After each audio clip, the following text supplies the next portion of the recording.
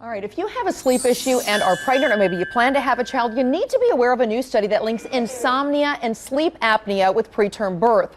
Dr. Joseph Ojile with the Clayton Sleep Institute is here this morning with more on this research, and really the first of its kind to kind of look at insomnia and pregnancy, isn't it? It is. It's a wonderful study, Margie. Thank you for having me in today. It's out of California, so what did researchers discover? Well, they took a database. It's a well-used database, about 3 million women. Oh, wow. And of those 3 million women, 2,200 of them had a sleep disorder, either sleep apnea or insomnia. Insomnia defined as difficulty getting to sleep, staying asleep, or getting up early.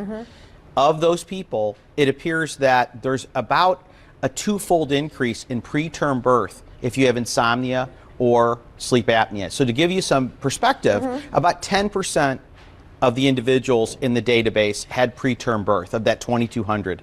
But if you had sleep apnea or insomnia, about 15% of them had preterm birth. So that's a significant finding, and we haven't seen this data before. Right. What can moms to be do about this? Well, first of all, there's an awareness issue. One, we don't know if the sleep disorder is causing the problem. We just know that it's related to the issue, is to talk to their physician.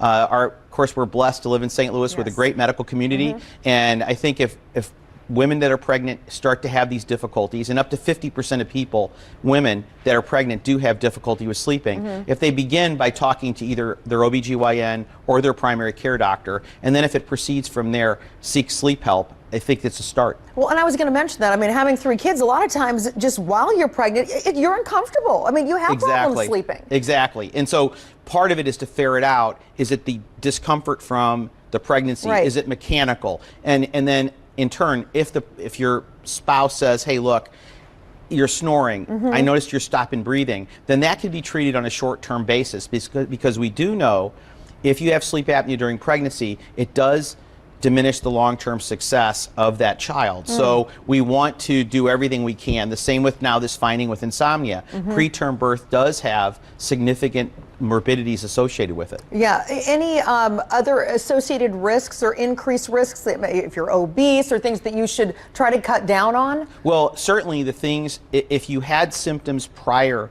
to becoming pregnant, that's going to put you at higher risk. Okay. So we have seen over time patients that we've cared for who have had either undiagnosed sleep disorders or not fully cared for, and have had either bad outcomes with the baby or had miscarriages. So if you're having difficulty with pregnancy or having miscarriages that are unexplained, and of course the OBs here in St. Louis do a great job of evaluating that. Right. But one thing that is sometimes forgotten is, could the person have undiagnosed sleep apnea or another sleep disorder contributing? Yeah, and so they can come see you at the Clayton Sleep Institute, of course, and go through a study, because, I mean, this is, a pretty significant stuty. It is. It's really interesting data, and again, today in 2017, getting a sleep evaluation is both easy and simple. Most of these folks, if they needed a test at all, would get a simple home sleep study, which is easy. It's a take-home test that does not require any invasive monitoring, no glue, no needles of any kind. No overnight stay? Nope, they just do it at home. Okay. Very good. Thank you so much, Dr. You. Joseph Ojile. We appreciate your time this morning with the Clayton Sleep Institute. For more information on the Clayton Sleep Institute, just head to the STL Moms tab. John and Randy? Great information. Thank you.